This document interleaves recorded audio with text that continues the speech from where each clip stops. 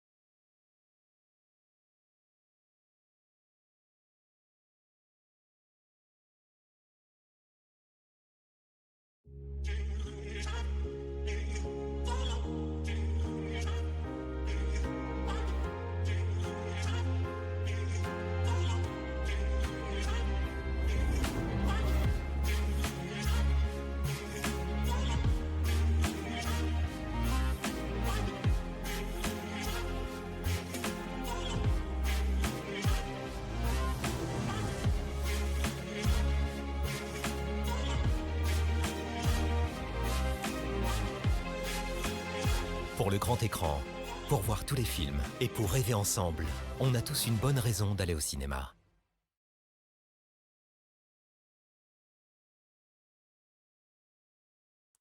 Mesdames et messieurs, bienvenue. Et pour une fois, tout marche du premier coup. La caméra, le micro, tout. Bah dis donc, magnifique. Désolé pour le petit retard. Voilà, il y a eu un moment de panique parce que je croyais avoir perdu ma carte bancaire. Mais non, ça va. Je l'ai retrouvée, je l'avais posée là où je la pose jamais, donc j'y avais pas regardé, puis voilà. Donc du coup, une fois retrouvé la carte bancaire, le temps d'aller faire les courses, de revenir, de tout installer. Et me voici, me voilà. On est parti donc pour les sorties cinéma de la semaine, avec un premier film dont on nous rebat un peu les oreilles quand même, je trouve. Film France Inter, Le règne animal, avec Romain Duris, entre autres. Je chausse mes lunettes. Paul Kircher, Adalexandropoulos, et un film de Thomas Caillet dont on regarde la bande-annonce. T'as vu le retard qu'on a déjà? Genre c'est ma faute. Attends, tu te fous de moi? Attends! Émile! Oh! Arrête ton cirque! C'est quoi ton problème? C'est pas...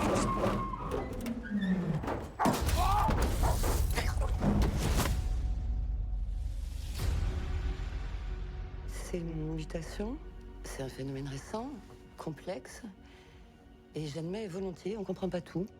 C'est ta mère, Émile.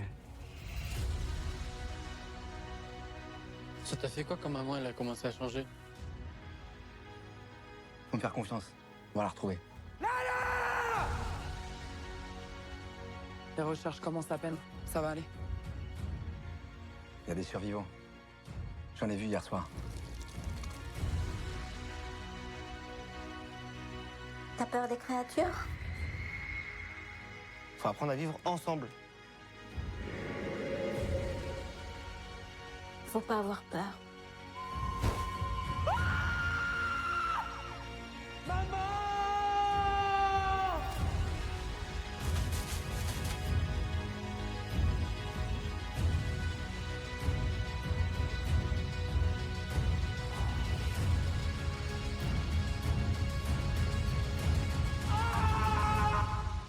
Si on t'attrape, c'est terminé. Tu seras tout seul. Tu comprends ça?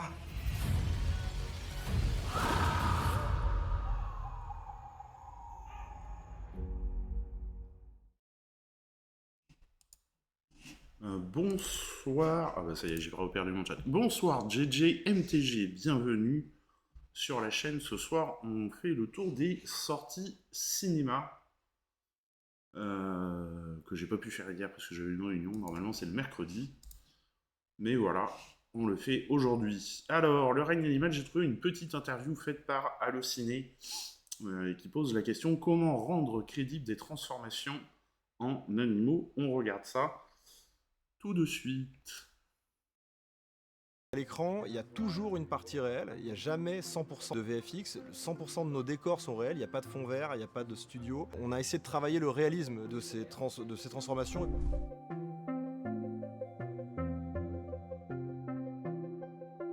C'est un père et son fils de 17 ans qui en fait vivent dans un monde où les gens se transforment en animaux. Et la maman en fait est sur le chemin de devenir un ours. C'est comment s'adapter à la différence, comment l'accepter ou pas. Ça va dépendre des humains. Et c'est décrit dans le film comme dans nos sociétés actuelles. C'est une idée qui m'a parlé tout de suite, j'ai trouvé évidente, hyper touchante. C'est au carrefour en fait de toutes mes envies d'écriture de ce moment-là. J'avais envie de parler du corps, j'avais envie de parler de la différence, j'avais envie de parler de la transmission, comment on transmet un monde à ses enfants, comment on essaie de réinventer un monde qui est détruit, comment on revitalise un monde. Plus largement, comment on peut explorer à travers un récit un peu nouveau, les relations qu'on a avec le reste du vivant, c'est-à-dire même au-delà des êtres humains. Et j'avais l'impression que cette question-là de la mutation pouvait nous permettre d'aborder toutes ces thématiques avec un prisme physique, quoi, concret, dans le corps des personnages. Ça, j'y tiens beaucoup parce que c'est comme ça que j'envisage le cinéma, c'est vraiment à hauteur de personnages. Je dirais qu'il y avait quelque chose, moi je pensais beaucoup à ça avant le tournage, à inventer comment ça survient, comment ça surgit, à quel moment, à quel degré, quelle manière. Thomas Caillet m'a montré par exemple un film La Mouche de Cronenberg. Le personnage il est là dans une scène, il y a des lampes, il se met à taper les lampes comme une mouche, quoi. Je me suis dit ah oui c'est vrai, alors ça intervient aussi dans la manière de se comporter, pas seulement les transformations physiques qui étaient faites par du maquillage. J'ai pensé beaucoup aux animaux, j'ai pensé beaucoup au loup, comment est-ce qu'il se déplace, quel muscle il a. Donc on a fait un travail avec une chorégraphe aussi où on a pu vraiment explorer le corps et le ressenti. On a trouvé des acteurs capables, des acteurs qui avaient soit des corps, soit des compétences particulières. Ils se sont exercés et on a essayé de faire tout ce qu'on pouvait avec ça. Quand il y avait une limite à ça, on les a aidés avec les instruments du cinéma, des prothèses, des câbles, des doublures. Une fois que ça, on n'y arrivait plus, on a aidé avec des VFX. Mais en tout cas, on est toujours parti de ce centre-là. Ce qui fait qu'à l'écran, il y a toujours une partie réelle. Il n'y a jamais 100% de VFX. 100% de nos décors sont réels. Il n'y a pas de fond vert, il n'y a pas de studio.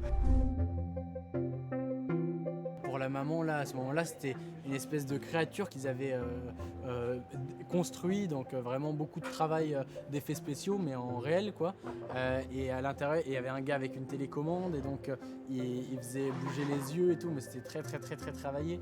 Et puis un coup, quand on l'a vu en entier, là, par contre, c'est de l'animation, quoi, et aussi de l'animatronique sans télécommandé, quoi. Un savoir-faire français qui est hyper en pointe là-dessus. Il y a des ateliers de MFX, de make-up, de prothèses qui sont parmi les meilleurs au monde, qui travaillent sur des productions internationales. Donc il y a un savoir-faire qui est brillant. On en a bien évidemment bénéficié. Et ensuite, la question, c'est de partir de nos personnages, être dans le point de vue de nos personnages, filmer le plus en réel possible. Et puis, il y a aussi ce truc d'hybrider les technologies. Ça, c'est quelque chose qu'on a appris en le faisant. J'ai vraiment l'impression que quand on mélange les techniques, l'effet est plus réel. Et si on change la composition de cette recette de plan en plan, c'est encore mieux. Donc l'idée, c'est d'avoir des effets hybrides qui mutent à l'intérieur même de la séquence. Comme ça, l'œil n'a pas le temps de s'apercevoir du truc.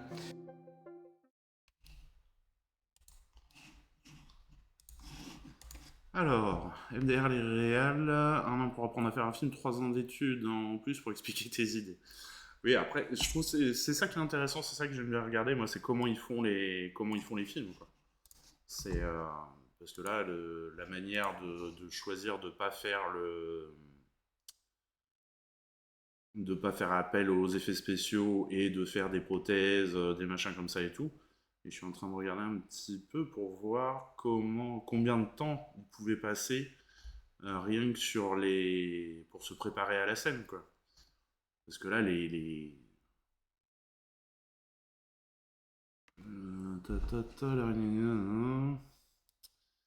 thème de la mutation, je pense que l'homme oiseau, là, il y passe un moment avant de pouvoir commencer à tourner sa scène.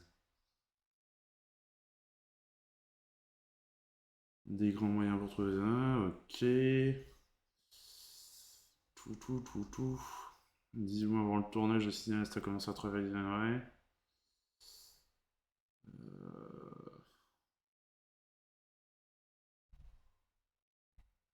Ils mettent pas combien de temps par jour ils pouvaient. Ah. Un homme oiseau. Tom Mercy vu récemment dans La Bête dans la jungle incarne un homme oiseau dont le stade de mutation très. Ah, c'est dommage, il y en a des très beaux. Est très avancé pour lui donner forme. Thomas Caillet et son équipe effets spéciaux ont dû mouler et scanner intégralement son corps pour lui construire des prothèses d'ailes articulées. Ah oui, carrément. Le cinéaste ajoute lui poser une peau neuve pigmentée comme un oiseau partiellement plumé, en plus des 6 heures quotidiennes de maquillage. Oh là là. Tom s'est astreint à un travail physique sur le saut, l'extension en se sculptant un corps de danseur vraiment impressionnant. Heureusement, j'ai aussi senti tôt sur le tournage qu'on renouait avec cet élément premier du travail d'acteur, quelque chose qui remonte à l'origine du plaisir de jouer. À l'enfance, se déguiser, jouer à être autre chose qu'un humain. Inventer son propre animal, courir, sauter, hurler, voler. Le tournage avait aussi cette dimension ludique et cathartique. Ok, 6 heures de préparation pour l'homme oiseau. Ça va. Donc ça, c'était pour Le règne animal. Après, je suis en train de regarder, mais ils ont tout dit hein, dans l'interview, donc on va pas s'étendre plus sur ce film. On passe au deuxième film qui sortait ce mercredi. Alors, pas de chance, c'est aussi un film français. Bernadette avec Catherine Deneuve, dont on regarde la bande-annonce.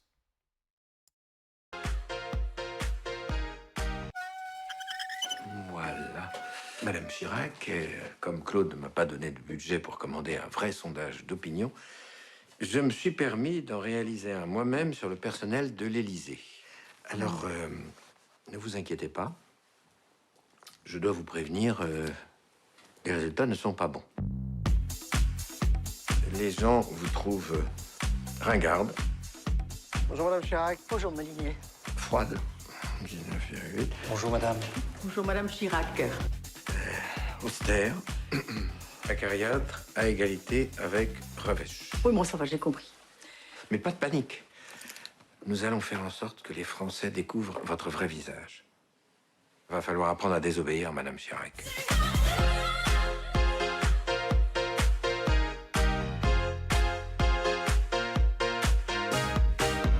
Parfaite.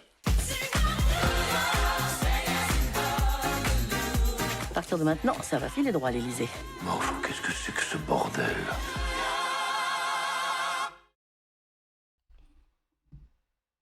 Ouais, quand j'avais lu l'annonce du projet, je m'étais dit, bon, quand même curieux de vouloir faire un film sur Bernadette Chirac, mais bon, pourquoi pas après tout, hein. Et étonnamment, la première journée est pas top top, hein. On va voir les chiffres au week-end, mais première journée, c'est pas un film qui va rester très longtemps en salle, je pense. Alors, qu'est-ce qu'on nous dit sur le film? La genèse. Léa Doménac connaît bien Jacques Chirac, puisque son père, le journaliste politique Nicolas Doménac, est un spécialiste de l'ancien président, mais sa femme lui était beaucoup moins familière et elle avait d'elle une image assez négative, jusqu'à ce qu'elle découvre le documentaire Bernadette Chirac, Mémoire d'une femme libre. Moi, je ne savais même pas qu'il y avait eu un documentaire. d'Anne Barrère, qui avait été sa conseillère en communication. Ok. La réalisatrice se souvient, j'ai été surprise par sa liberté de parole, elle qui avait alors 80 ans, je l'ai découverte drôle et affranchie. Marrant, je la vois pas drôle. C'est très loin de l'idée que je pouvais m'en faire, et surtout avec un parcours qui méritait d'être raconté. Une histoire de femme, bien qu'elle ne soit pas issue de la même génération ni du même milieu, et qu'elle ne partage pas le même bord politique que Bernadette Chirac, Léa Doménac a vu dans son histoire une certaine universalité. Selon elle, sa vie ressemble à celle de beaucoup de femmes qui sont tout aussi éduquées que leurs maris et qui finissent par se mettre en retrait pour leur laisser la place. C'est pourquoi elle a décidé d'adopter l'angle de la revanche pour relater son parcours. Je me suis dit alors que son histoire pouvait vraiment parler à tout le monde, et si j'ai choisi d'en faire une fiction, qui plus est une comédie, c'est pour pouvoir toucher un large public. J'étais également heureuse d'écrire un premier rôle destiné à une femme de plus de 50 ans, car elle ne représente toujours que 7% des visages que l'on voit au cinéma. Elle ajoute, Bernadette Chirac a fini par affirmer un certain féminisme. Ouais, qui n'est pas le même que le mien, mais je voulais que mon film parle à plusieurs générations, qu'il soit le plus grand public possible. Bernadette, c'est le point de vue d'une femme sur une histoire que tout le monde connaît, c'est une façon de regarder la grande histoire par la petite. Pourquoi pas? Alors, la famille Chirac n'a pas du tout aimé le film. Il me semble qu'il y a des petites tensions entre... Enfin, ils sont pas satisfaits. Une satire bienveillante. Léa Doménac a choisi de raconter le parcours de Bernadette Chirac à travers une comédie, car l'ancienne première dame est quelqu'un de drôle et qu'on ne pouvait pas passer à côté de ça. L'humour permettait de prendre de la distance tout en faisant passer des messages. C'est marrant parce que moi je la vois vraiment pas drôle. Bernadette est une sorte de satire bienveillante dont le but n'est pas de se moquer de ses personnages. Le ton est celui de la fable, renforcé par cette idée du cœur qui accompagne Bernadette Chirac et rend hommage à son côté religieux. Carrément. Je crois que le pari est aussi réussi grâce au choix des comédiens, qui sont tous à l'aise avec la comédie sans être forcément associés à ce genre. Ils incarnent tous le personnage avec humour tout en faisant preuve d'une certaine tendresse à leur égard. La part de réalité et de fiction de la comédie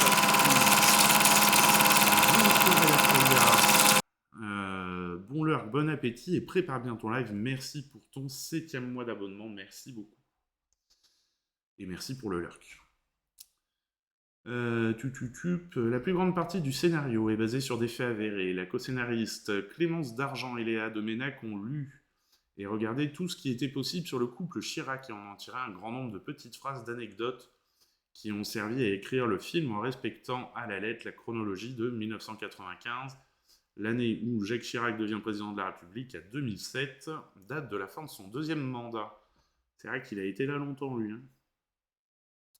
Une fois que l'histoire était établie, nous avons pris des libertés parce que justement nous écrivions une fiction. Déjà sur le personnage de Bernadette Chirac, nous avons volontairement adouci son caractère. Elle est sûrement plus dure que ce que nous montrons dans le film. Ah oui, quand même. Nous n'avons pas cherché à cacher cette réalité ou à faire un portrait hagiographique carrément. Mais nous voulions un vrai personnage de fiction, de comédie. Un personnage qui pourrait lui ressembler, mais qui n'est complètement pas elle. Qu'elle reste l'héroïne d'une fable avant tout. Le vote du 21 avril 2002. La seule séquence que Léa Doménac considère comme vraiment politique dans Bernadette est celle concernant le vote du 21 avril 2002, date du premier tour de l'élection présidentielle, qui a vu Jean-Marie Le Pen se qualifier pour le second tour face à Jacques Chirac. Une claque politique pour ma génération, se remémore Doménac. Elle détaille « Je votais pour la première fois et je me souviens avoir eu vraiment peur en voyant Jean-Marie Le Pen arriver au 2e tour. » Et oui, bizarrement, je dirais que c'est le seul moment vraiment politique du film. Je voulais cette piqûre de rappel dans un monde où aujourd'hui on parle du RN comme d'un autre parti. Je me suis d'ailleurs rendu compte que je n'étais pas la seule à en garder un souvenir traumatisant quand j'ai vu les gens de l'équipe mettre frénétiquement des bulletins Jospin dans la fosse huante du plateau de tournage car ils regrettaient de ne pas l'avoir fait à l'époque. Les archives. Le film utilise beaucoup d'images d'archives dont certaines ont été rejouées par les acteurs. Issu du documentaire, Léa Doménac avait envie de se confronter à des images réelles et a longtemps réfléchi sur la manière de les intégrer au récit. Pour certaines, l'équipe a utilisé les archives INA de l'époque et fabriqué les siennes avec ses figurants et ses acteurs pour qu'elles collent ensemble le mieux possible. Pour d'autres, des fonds verts ont été utilisés, comme dans Forrest Gump, pour intégrer les comédiens dans des vraies archives. C'est comme ça que Catherine Deneuve a pu rencontrer Hillary Clinton en Corrèze. En tout cas, c'était passionnant et vraiment amusant de faire ce travail-là. Oui, c'est vrai que ça offre des possibilités, les fonds verts, les inclusions numériques et tout, qui peuvent être intéressantes. Catherine Deneuve. Léa Doménac avait d'emblée Catherine Deneuve en tête pour incarner Bernadette Chirac. Mais elle s'est détachée de cette idée durant l'écriture pour se concentrer sur les personnages. Quelques années plus tard, une fois le scénario terminé, elle a eu l'opportunité de le faire lire à Catherine Deneuve, qui d'abord a été étonnée de cette proposition. Ma première réaction a été « Quoi ? Bernadette Chirac ? Les biopics ne m'intéressent pas !» Mais elle a été séduite par le scénario qui l'a fait rire. La réalisatrice se souvient. Nous nous sommes rencontrés, nous avons beaucoup parlé du scénario, de ma vision du film, et pour mon plus grand bonheur, elle a décidé de me faire confiance. Puis nous avons fait beaucoup de lectures avant le tournage et j'ai découvert que Catherine Deneuve a une conception entière du cinéma. Par exemple, elle regardait tous les rushs et elle m'en parlait, pas seulement pour voir son travail, mais pour avoir une idée de l'ensemble du film. Le film, à l'origine, devait s'appeler La Tortue, en référence au surnom donné par Jacques Chirac à son épouse. L'avis de la famille Chirac. L'équipe n'a pas eu besoin de l'autorisation de la famille Chirac pour ce film qui reste une fiction, même s'il puise dans des faits réels et publics. De plus, Léa Doménac voulait être entièrement libre durant l'écriture. J'espère que la famille Chirac ira voir le film et que cet hommage à Bernadette Chirac lui plaira. Dans les pages du magazine de Paris Match, Claude Chirac avait fait part en juin 2022 de son agacement vis-à-vis de ce projet. Oh, c'est mignon, il était agacé. Elle était agacée. Elle estimait en effet que sa mère ou elle aurait dû être consultée. Eh bien non, en fait. Pourquoi forcément aurait fallu les consulter ? C'est une fiction, c'est liberté d'expression, donc un réalisateur parle de ce qu'il veut. S'il n'a pas envie, si quelqu'un fait un biopic et qu'il n'a pas envie d'être biaisé par Par enfin oui, s'il veut montrer sa vision, il montre sa vision, c'est tout, c'est bon.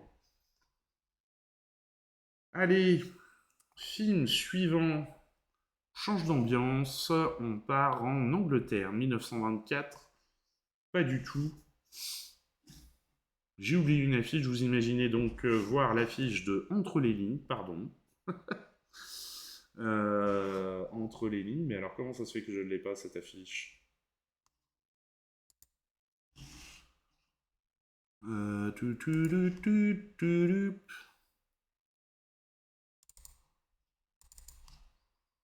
Et ben j'ai oublié tout simplement de la prendre, hein. Voilà, tout bêtement. Donc, entre les lignes dont on regarde la bande-annonce. You have a gorgeous day for a change. Yes, sir. When did you become a writer, Miss Jane Fairchild? 3 times over. The day I was born.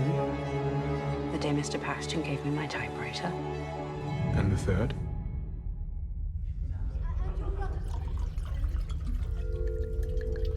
That's a secret. Good morning, Beechwood House. Jay, that you? 11 o'clock. Not met like this before?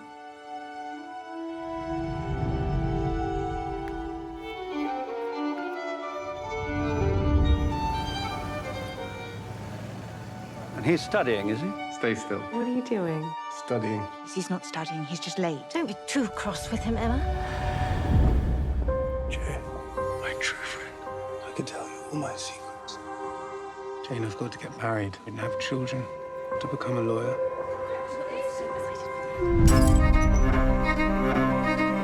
You have no family. You have absolutely nothing to lose. That is a gift, Jane, and you must learn to use it. You can summon memory. Reword it and reimagine it for me.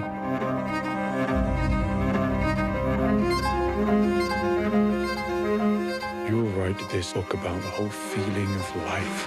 It'll be your greatest book. Once upon a time. Once upon a time.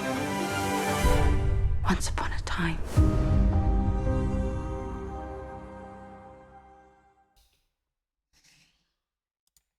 Voilà pour cette bande-annonce. Alors, qu'est-ce qu'on nous dit sur le film? Note d'intention de Eva Husson. Le script d'Entre les lignes est arrivé jusqu'à moi, telle une étincelle de pure énergie venue d'une galaxie lointaine, très lointaine. Alors quand même, bon, le scénario est très classique. Je travaillais sur une série avec un rythme infernal quand j'ai reçu un email de mon agente. Elle savait que je croulais sous le travail, mais elle m'a dit « Lis ça, il faut que tu le lises, tu comprendras pourquoi ». J'ai lu le script en une journée par session de 5 à 10 minutes quand je pouvais, fasciné. Entre les lignes, semblait avoir trouvé son chemin jusqu'à moi, et voilà qu'il était là, ce merveilleux scénario qui me parlait, qui résonnait à une fréquence qui me faisait vibrer, comme seules les œuvres d'art les plus sincères sont capables de le faire. 50% de la bande-annonce, c'est des scènes de nu, ça sent pas bon pour un scénario de qualité. Oh, il y en avait tant que ça? Après, c'est une histoire très classique, hein, c'est la domestique qui tombe amoureux du riche héritier, bon, c'est classique. Entre les lignes, semblait... je sais plus où j'en étais. Je ne me suis jamais senti aussi à l'aise avec le script d'un autre scénariste. Voilà que celui-ci me semblait me murmurer à l'oreille. C'était la somme de tout ce qui me fascine dans la vie, l'écriture, le sexe et le cinéma. En même temps, ça a l'air quand même d'être une partie importante du scénario. L'occasion de porter au grand écran l'histoire d'une écrivaine digne de Doris Lessing, d'explorer la fragilité, le pouvoir du sexe, de l'amour, leur impact sur la créativité d'une artiste et le faire au sein d'une sorte de triumvirat sacré composé de l'écriture impeccable d'Alice Birch, pourquoi je voulais dire Briche, moi, du charisme naturel d'Elisabeth Carlsen et de moi-même était un privilège. Ce qui m'a le plus enthousiasmé, c'est que le film existait déjà et vivait sur ses pages. J'ai terminé le script en larmes. Bon, Faut voir, il y a peut-être un destin extraordinaire derrière, mais bon. Entre les lignes a été présenté en séance. Bonsoir Michel. A été présenté en séance spéciale sous le label Cannes Première au Festival de Cannes 2021. Evaluation est familière du célèbre festival français puisque les Filles du Soleil y a été sélectionnées en compétition en 2018. Filles du Soleil qui avait fait une sacrée polémique à l'époque. Coup de cœur, le roman court de Graham Swift, Le Dimanche des Mers, dont Entre les lignes est adapté, a reçu des critiques élogieuses lors de sa parution en 2016. Elisabeth Carlsen et Stephen Woolley de Number 9 Film avaient reçu une version provisoire de l'ouvrage peu avant sa publication. Il sortait tout juste du succès de Carole, les coproducteurs se rappellent. On a trouvé l'œuvre vraiment intéressante, a dit Carlsen au sujet du livre. On a rencontré Graham 2 fois et tout s'est naturellement mis en place. D'autres producteurs étaient intéressés, mais Carlsen et Woolley, qui avaient précédemment collaboré avec Swift sur l'adaptation de son roman Le Pays des eaux en 1993, l'ont emporté. Woolley ajoute « J'ai toujours adoré le travail de Graham, il a un talent incroyable. Ses œuvres sont drôles tout en étant subtiles et émouvantes. Celle-ci nous a paru très originale. Ce qui nous a particulièrement plu, c'était la richesse du personnage de Jane. Elle décrivait une période que nous connaissons bien jusqu'aux années 1980. » Structure non linéaire. Lorsqu'elle a commencé à rédiger le brouillon du script, Alice Birch a immédiatement décidé d'opter pour une structure temporelle non linéaire qui rappelle le roman sans le répliquer. Elle se souvient, il m'a semblé évident que la structure ne pouvait être complètement chronologique. Ce n'était pas ce que j'avais ressenti en le lisant. En même temps, oui, j'étais intéressé par les différentes façons dont on se déplace dans le temps au travers d'une image ou d'un mot et par ce qui peut évoquer un souvenir. C'était relativement instinctif, c'était incroyablement émouvant. L'écriture était si élégante. Il y en a qui connaissent là le livre ou pas? Comment il s'appelle déjà? Le Dimanche des Mers. Est-ce qu'il y a quelqu'un qui l'a lu? Je sais pas, moi je l'ai pas lu. J'ai pas souvenir en tout cas. C'était relativement instinctif, c'était incroyablement émouvant, mais ça je l'ai lu. Je me suis dit d'abord, d'accord, je vois de quoi il s'agit, je vois où ça nous mène, c'est énorme tout en étant relativement court et si riche. C'est un battement de cœur, mais il renferme toute une vie. Qui pour la mise en scène, lorsque Alice Birch a terminé le script, les producteurs se sont mis en quête d'un réalisateur. La productrice Elisabeth Carlsen avait rencontré Eva Hewson au Festival international du film de Toronto. J'avais vu le film d'Eva Bang Gang, une histoire d'amour moderne, et je me suis dit qu'elle avait l'audace dont on avait besoin dans ce scénario pour égaler l'audace d'Alice. Elle poursuit, elle maîtrise vraiment la nuance, les moments de silence, les non-dits. Elle est très sensible à la dimension émotionnelle et au côté charnel de l'histoire. Elle sait mesurer l'émotion nécessaire à une scène et je trouve ses choix de cadrage et d'interprétation très ingénieux. On s'est dit, voilà quelqu'un qui a une conscience politique sans craindre d'être vrai. Elle semblait avoir combiné merveilleusement les deux. Trouver Jane. Eva Hewson a vu pour la première fois Odessa Young dans le biopic Shirley avec Elisabeth Moss. C'était quoi ça, Shirley? Allô? Les coulisses de la campagne présidentielle révolutionnaire lancée par Shirley Chisholm en 1972. Et c'est prochainement sur Netflix. Bon, on ne l'aura pas au cinéma. À ce moment, le Covid se propageait et les déplacements étaient difficiles. Elles ont donc parlé via Zoom. J'ai lu le script et il était époustouflant. J'ai eu un merveilleux entretien avec Eva environ 3 jours avant le confinement. Je ne me rappelle même plus si on a vraiment parlé du rôle ou si on a simplement ri ensemble et développé cette belle complicité qu'on partage encore aujourd'hui. J'ai tout de suite compris qu'elle était très impliquée émotionnellement dans cette histoire. Vous voyez, c'est un film au sujet d'une artiste qui crée envers et contre tout, en dépit de sa classe et de son niveau d'éducation. Je crois que tout artiste sait qu'il faut se battre pour créer dans un monde qui ne facilite pas forcément l'accomplissement de nos désirs, surtout pour les artistes féministes. C'est pourquoi cette histoire a très fortement résonné en moi. Quand on est tous sur la même longueur d'onde, c'est toujours grisant. À taille humaine, Entre les lignes est une histoire contenue sans scène impliquant de grandes foules. qui pourrait nécessiter un grand nombre de techniciens. L'histoire se passe dans un nombre de décors limité, dont la plupart sont des maisons de campagne, à l'accès limité au public. Le tournage a principalement eu lieu à Hambledon, un village situé à la campagne non loin de Londres, qui représente Tisserton dans le livre. Il s'agit d'un petit regroupement de maisons en briques rouges et en pierre, au toit en tuiles affaissées et au jardin débordant de roses. Quand le tournage de Entre les lignes a occupé le carrefour du village, des bouquets de fleurs ont été entassés sur le monument aux morts pour refléter le contexte de la scène qui a lieu en 1924. Et oui, parce que les monuments aux morts, c'est après la Seconde Guerre mondiale. C'est bien, ils ont pensé à ça. Il y a des films comme ça où ils n'y ont pas pensé. Et c'est vrai que du coup, bon, avec la perte de toute une génération encore vive dans les esprits des habitants, la chef décoratrice Helen Scott et son équipe se sont empressés de planter des fleurs printanières autour afin de dissimuler le fait que le tournage ait lieu en octobre et ont disséminé des jonquilles sur le terrain de l'église Sainte-Marie, des fleurs sauvages le long des murs. Et oui, il faut penser à tout. Voilà donc, c'était Entre les lignes, et du coup, bon, on a déjà le film suivant, L'air de la mer rend libre, dont on regarde quand un mariage arrangé libère la parole. On regarde la bande-annonce. Saïd! Bon frérot, tu peux ouvrir la porte là, s'il te plaît? Quand vous braillez comme ça, qu'est-ce qu'il y a? Je sais pas si t'es au courant, on nous attend à la mairie. Oh, ça va, y a pas le feu. Oui, on vous attend. Moi, ici, tu seras tranquille, loin du merdier que t'as laissé derrière toi. Alors les tourtereaux, ça va? Non. Me dis pas que t'as cédé. Si c'est pour avoir ma bénédiction, c'est mort. Hein. Ils ont déclaré vouloir se prendre pour époux et nous avons prononcé, au nom de la loi, qu'ils sont unis par le mariage.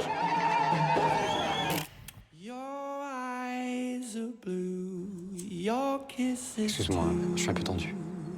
On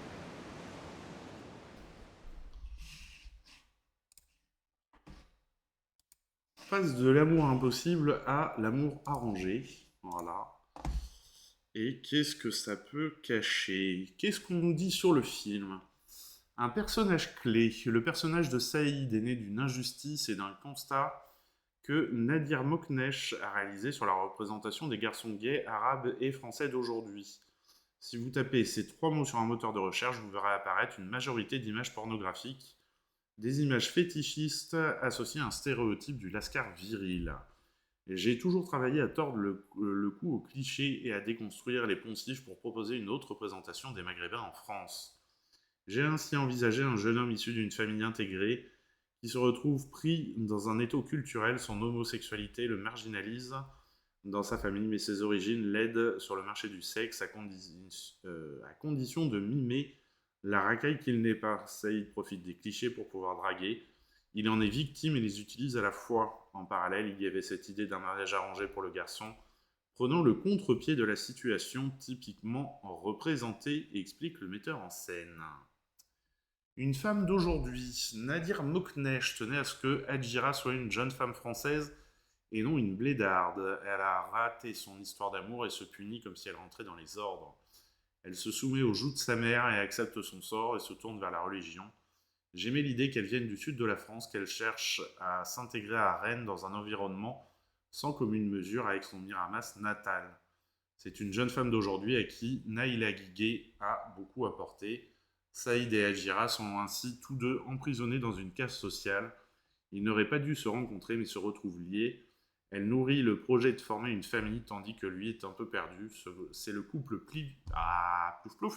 C'est le couple pivot autour duquel se sont agrégés les autres personnages. Structure chapitrée.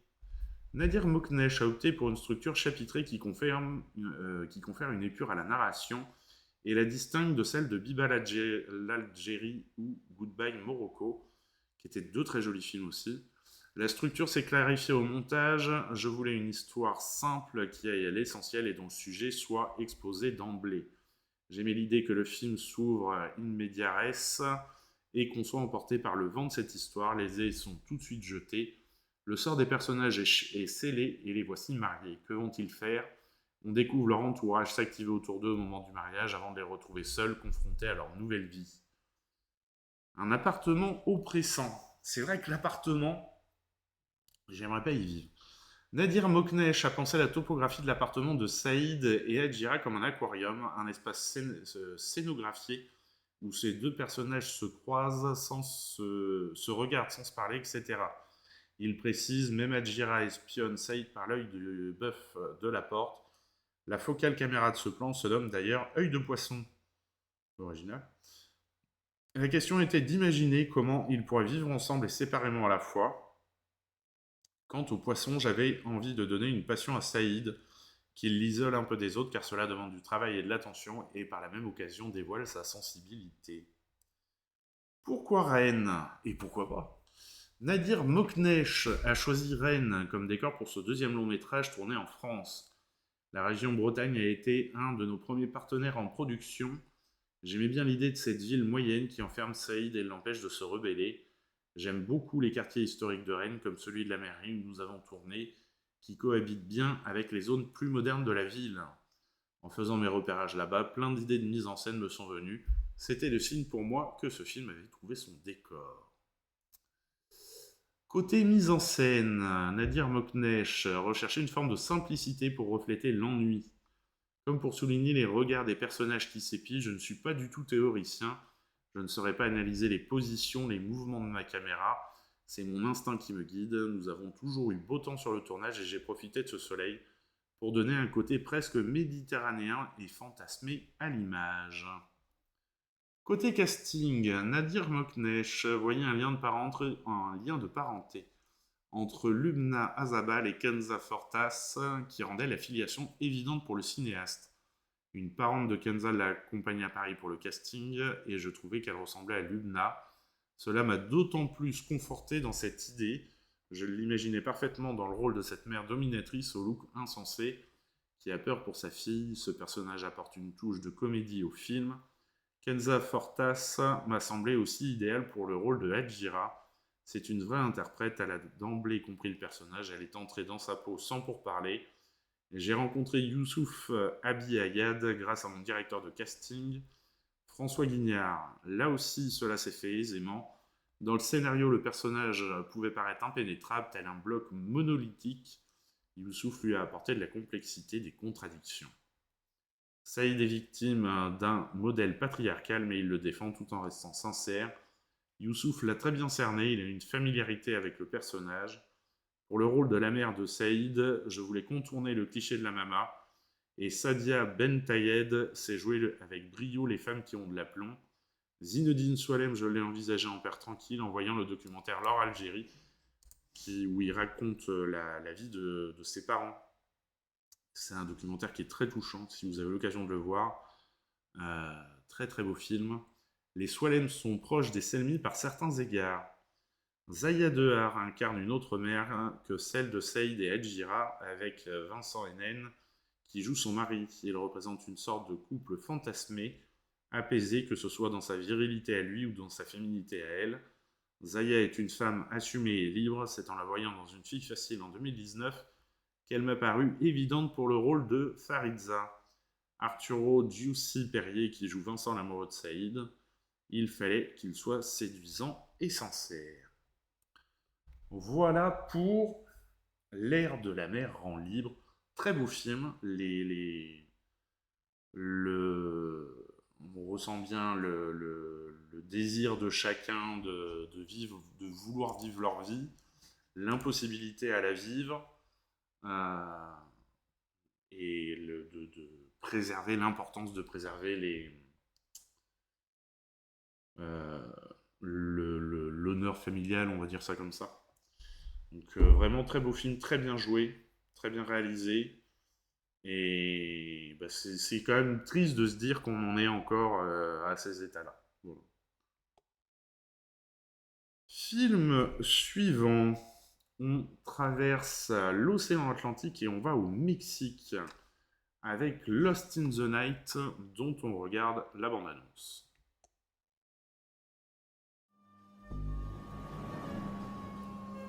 Hace 3 años desaparecieron a mi mamá.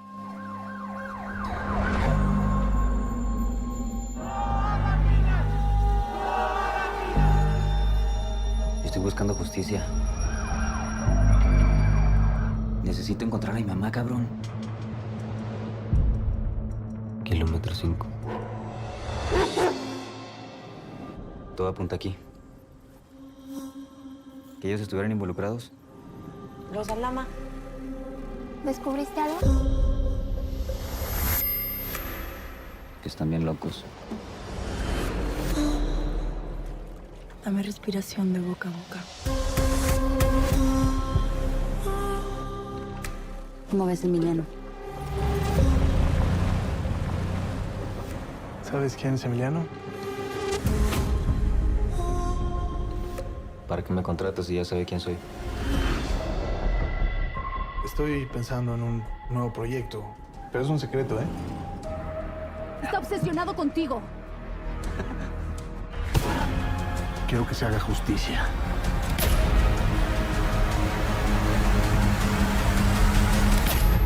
Nadie es inocente. Tú mismo lo dices siempre.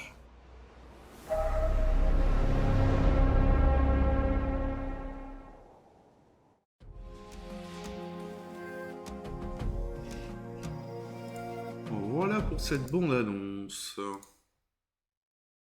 Alors, que nous dit-on sur le film? Instant T. Amat Escalante a pour habitude, lorsqu'il commence à plancher sur le scénario d'un film, d'accumuler des idées, de les agencer pour en tirer une histoire qu'il peut ensuite mettre en image. Pour le cinéaste, un film est donc souvent le reflet d'un instant T dans sa vie. Est-ce que c'est pas... Oui, non, pas forcément. J'allais dire, est-ce que c'est pas le cas de tous les réalisateurs? J'imagine que le quotidien impacte forcément la création. Mais a priori non, puisqu'il le précise. Alors, Lost in the Night doit beaucoup à la pandémie, au changement soudain du monde. Et j'ai pu à cette période voir plus de films, réfléchir davantage et lire des livres que je n'avais pas pris le temps de lire jusque-là. Dostoïevski par exemple et Les Misérables de Victor Hugo, un roman que je n'avais jamais ouvert parce qu'il est finalement très présent dans la culture mondiale. Et quand je l'ai lu, j'ai compris pourquoi il était important au sein même de l'histoire du cinéma. J'ai aussi beaucoup marché dans les montagnes en écoutant des audiobooks, je prenais des notes, j'avais très envie de comprendre la complexité des gens, leurs paradoxes, le bien et le mal, qu'on a tous au fond de nous et ce qu'on retrouve dans les personnages du film d'ailleurs. Alors, Lost in the Night a été présenté à Cannes 2023, il a remporté le prix de la mise en scène. Non, a été présenté à Cannes Première, au Festival de Cannes 2023, et il avait déjà remporté le prix de la mise en scène avec Ellie, son précédent film en 2013. Se renouveler, Lost in the Night est différent des précédents films de Amat Escalante, notamment au niveau des personnages, le réalisateur explique, au-delà du fait de collaborer avec des acteurs professionnels, ce qui au fond n'est pas franchement important, je n'avais jamais raconté d'histoire avec ce profil social, et d'ailleurs je n'ai jamais fréquenté de gens comme ça dans la vie, jusqu'à Narcos où j'ai eu l'occasion de rencontrer quelques stars. C'était curieux et intéressant de me familiariser avec cet univers, avec la célébrité, l'illusion de célébrité de ce monde virtuel. Si le sexe et le désir étaient les bêtes de la région sauvage, la créature de Lost in the Night, c'est ça, ce nouveau milieu, ce phénomène qui, pendant la pandémie, a explosé puisque tout le monde était collé aux réseaux sociaux, à savoir la popularité, l'illusion du pouvoir et la manière dont ça obsède certaines personnes. C'est un sujet familier, puisque chacun de nous a un téléphone à la main et en même temps c'est très éloigné des considérations du quotidien. C'est une recherche de popularité, d'approbation, et en même temps une réelle source de frustration. C'est aussi contradictoire que la créature de la région sauvage soit source de plaisir et de mort. La maison près du lac. Le réalisateur a longuement cherché la maison. Ce n'était pas tant son architecture qui le préoccupait que sa situation. Il fallait qu'elle soit près d'un lac, car le réalisateur avait en tête tous ses films de maison près d'un lac. L'eau et ses profondeurs, ça me fait peur. Que la maison soit près d'un plan d'eau, rajouter du mystère à l'histoire. Pourquoi pas? On a cherché dans tout le pays et visité tous les lacs, mais au Mexique, c'était difficile à trouver dans notre budget. À l'exception de Los Batardos qu'on a filmé à Los Angeles, tous mes longs métrages ont été tournés là où j'habite. On a donc pris le parti de construire une maison près d'un lac, pas loin de chez moi. Carrément, allez, on se fait plaisir. C'est donc une fausse maison, un vrai décor de cinéma, un plateau. L'architecte Daniela Gallo, la production designer Daniela Schneider et le chef opérateur Adrian Durazzo ont tous les trois conçu la villa en fonction du film que nous voulions faire. C'était un luxe. Ouais, ça va. Mon père, qui est peintre, a créé la fresque murale que vous voyez dans le film. Le jardin a été conçu par un de mes amis, Noaz Desch, qui est aussi réalisateur. Le processus a été très collaboratif. Les costumes ont été créés par Ursula Schneider, la cousine de Daniela, qui avait en tête qu'Emiliano se sentait et se comportait comme un soldat en mission. Ainsi, les vêtements qu'il porte sont comme du camouflage. Il se vêtit en fonction des couleurs des décors. Qui pour Emiliano ? Les castings ont démarré à Mexico avant que Amat Escalante soit contraint de chercher de manière la plus locale. Juan Daniel Garcia Trevino travaillait dans les bureaux de la production. Il était caméraman et cadrait les auditions. À la pause déjeuner, le metteur en scène a à nouveau discuté avec les gens de l'agence pour bien leur faire comprendre les profils qu'ils recherchaient. En décrivant le personnage d'Emiliano, il leur a dit qu'il était un peu comme lui en montrant Juan Daniel Garcia Trevino. J'ai fait comme s'il s'agissait d'une blague, alors que ce n'était pas le cas. Au fil des auditions, je lui ai demandé de donner la réplique au candidat. En quelque sorte, je lui ai fait passer des dizaines de tests, sans même qu'il le sache. Puis on a dû arrêter le casting à cause du Covid. Ça m'a donné beaucoup de temps pour réfléchir. Quand on a tous repris le travail, je n'ai pas pu lancer tout de suite Lost in the Night. Je suis donc allé tourner Narcos. J'ai appelé Juan Daniel, qui entre-temps avait tourné. Je ne suis plus là. Dans un sens, c'était un acteur amateur qui est aujourd'hui devenu professionnel et connu. J'en suis très heureux. Il est très charismatique. Il se donne très généreusement à ses personnages, surtout que dans Lost in the Night, le travail physique était difficile.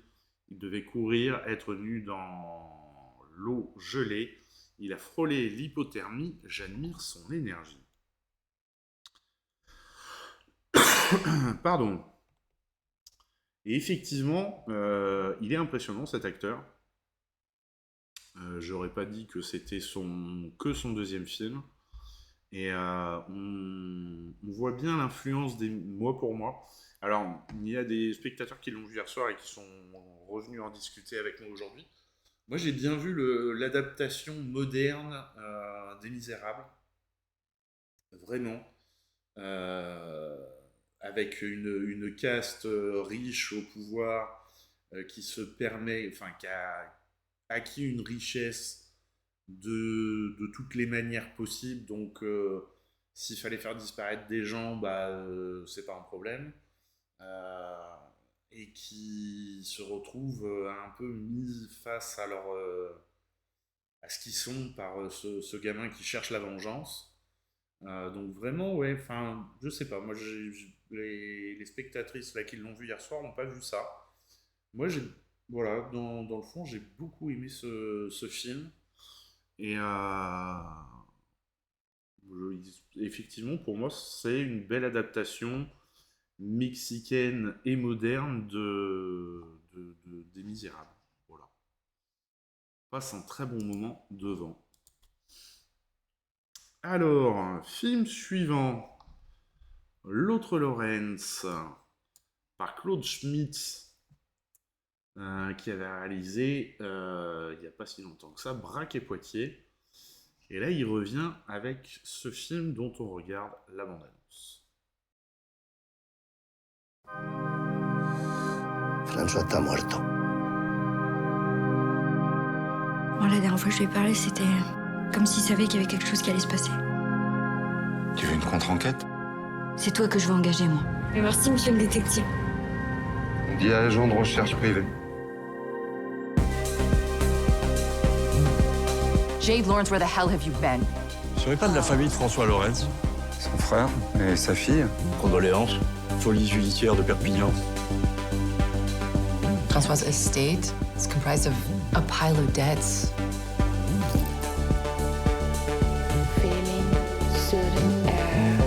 On m'avait dit pour la ressemblance, mais là c'est bluffant. Et je vais lui faire bouffer son cheeseburger. Cheeseburger. Cheeseburger, si tu veux, cheese, pas de C'est cheese. comme ça qu'on dit. Je crois que c'est un règlement de compte. Vous êtes de la police?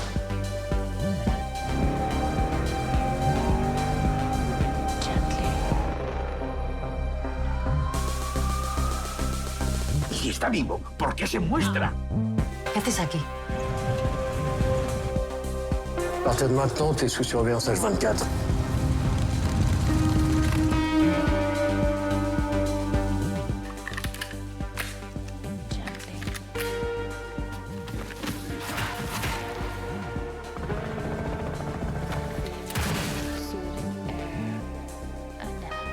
On va pas se friter maintenant parce que là, c'est en train de partir en sucette, mon vieux. Ça devient vraiment chaud, quoi. Et on sent bien que c'est lui quand même, si vous avez vu le film Braque et Poitiers, on sent cette influence un peu barrée qu'il peut avoir. Une courte interview de Claude Schmitz, d'ailleurs, au moment de son passage à Cannes, on regarde ça tout de suite. Quand j'étais adolescent, je me suis retrouvé dans des internats. Et puis, il y a un internat où j'ai été, un premier, où j'avais 12 ans. Et on avait un père, le père supérieur qui était un cinéphile absolu, et qui nous projetait tous les mercredis après-midi ou soir des films d'auteurs. Donc, c'est-à-dire, on voyait Kurosawa, on voyait Ken Loach, on voyait Bergman, des choses que je ne comprenais pas. Donc voilà, ça c'est des premiers chocs esthétiques comme ça, des choses qui se sont inscrites de manière très forte en moi. J'étais très jeune. Et puis j'étais dans un autre internat juste après, que je n'étais pas très bon élève. Et dans ce deuxième internat, là c'était le contraire, on avait des surveillants qui nous montraient des VHS quoi, avec des films de série B américains. Donc c'était tous les films de l'époque, c'est-à-dire Steven Seagal, des buddy movies de l'époque, des années 80, des films réganiens, des films qui comportaient des schémas assez caricaturaux, archétypaux. Quoi. Et quelque part, en fait, ces deux types de cinématographie se sont un peu coincés dans ma tête et ont créé une sorte de schizophrénie. C'est-à-dire, en même temps, j'aimais ça aussi. Et donc, quelque part, le projet, en fait, quelque part de l'autre Lorraine, il retrace un petit peu cette schizophrénie qui était la mienne. Voilà pour le début de l'explication. Alors, qu'est-ce qu'on nous dit sur le film ? Un projet plus ample. L'autre Lawrence navigue entre le polar, la comédie et la série B d'action. Cela faisait un moment que Claude Schmitz avait envie de se confronter à une forme plus ample, proposant un projet dramaturgique complexe. Il explique « Ces types de constructions, je les explore depuis 20 ans dans mes créations pour le théâtre. Quand j'ai commencé à faire du cinéma il y a plus ou moins 10 ans, en parallèle de mon travail pour le théâtre, j'ai voulu aborder ce nouveau médium par des sujets qui proposaient des dispositifs simples. Ça a donné des récits buissonniers qui partaient souvent de rencontres ou d'événements fortuits. J'avais besoin de reprendre les choses à la racine. Mes premiers films sont au sens propre et figuré des essais. Investir une dramaturgie plus romanesque est un pas que je devais oser franchir. Une évidence, Olivier Rabourdin est l'unique acteur que Claude Schmitz a rencontré pour le rôle de Gabriel Lawrence. Le cinéaste a très vite senti qu'il pouvait apporter une vraie complexité aux jumeaux du film.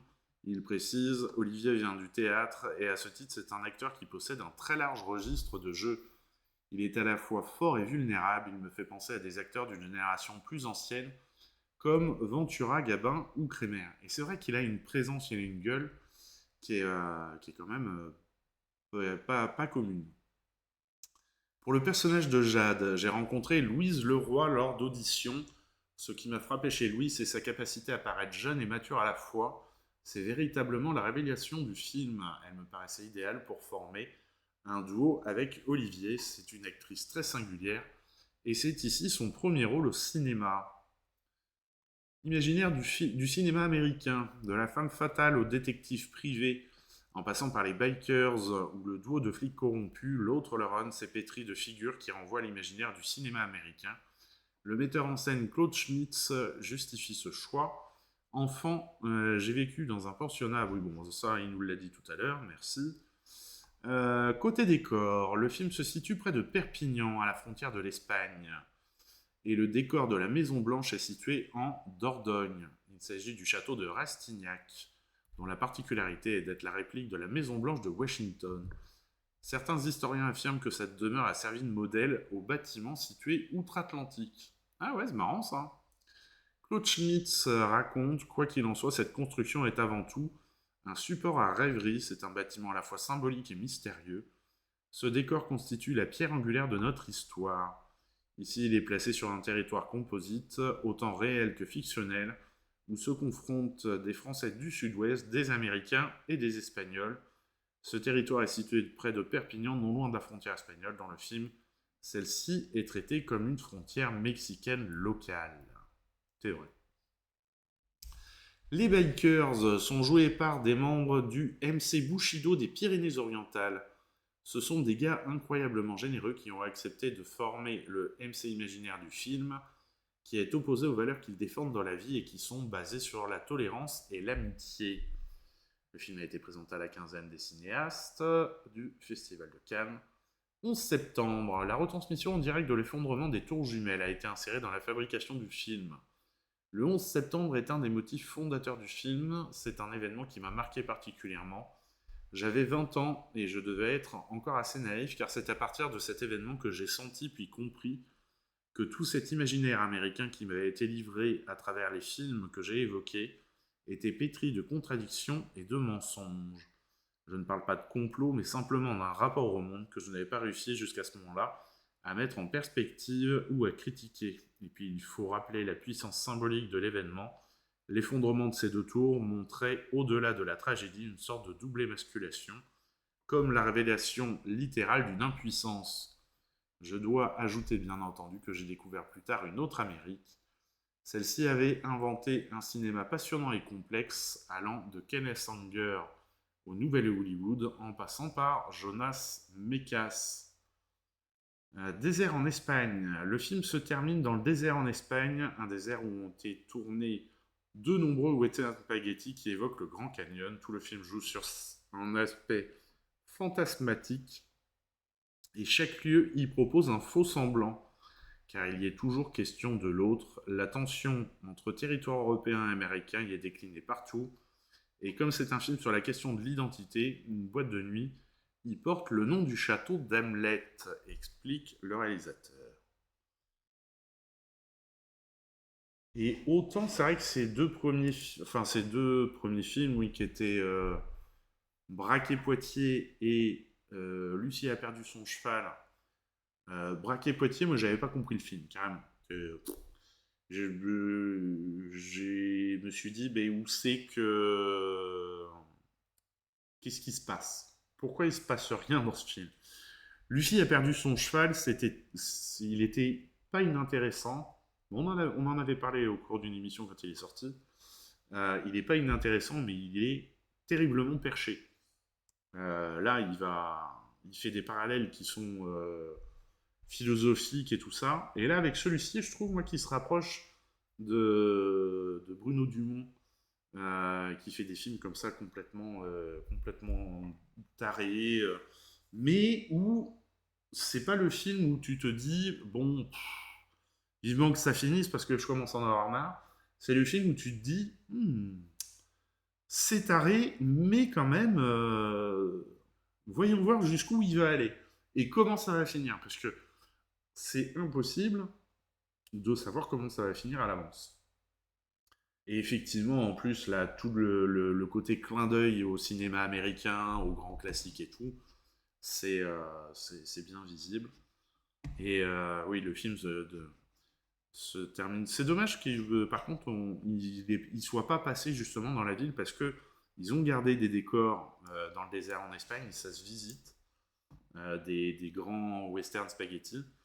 Et c'est dommage, je trouve qu'il y aurait peut-être eu que les motards y passent dans cette ville fantôme, dans ce grand terrain de jeu pour les grands acteurs américains de l'époque. Je trouve qu'il y aurait eu un dernier petit clin d'œil qui aurait été pas mal avec ce plan. Mais bon, il a choisi de ne pas le faire, c'est lui le réalisateur, c'est pas moi. En tout cas, un beau moment à passer. Faut accepter de se laisser embarquer dans le côté oh bah dis donc, j'ai fait une faute. Alors je vous ai pas mis l'affiche du film Notre Corps parce qu'elle est problématique, et c'est Notre Corps, voilà, le truc imprononçable. On regarde la bande-annonce de Notre Corps. Hop, je mets ça en plein écran. Merci. Qu'est-ce qui vous amène à nous, du coup? Qu'est-ce qui se passe? Vous avez quel âge? 24 ans. 24. Vous me confirmez que c'est ce que vous voulez faire? Oui. Alors, je vais vous faire un petit dessin pour que vous compreniez bien. Je vous laisse vous rhabiller, c'est parfait. Ah, c'est bien les caméramans. C'est sympa le cinéma, j'aime bien. Je trouve ça très bien, cette histoire de film. Claire Simon, je trouve ça génial.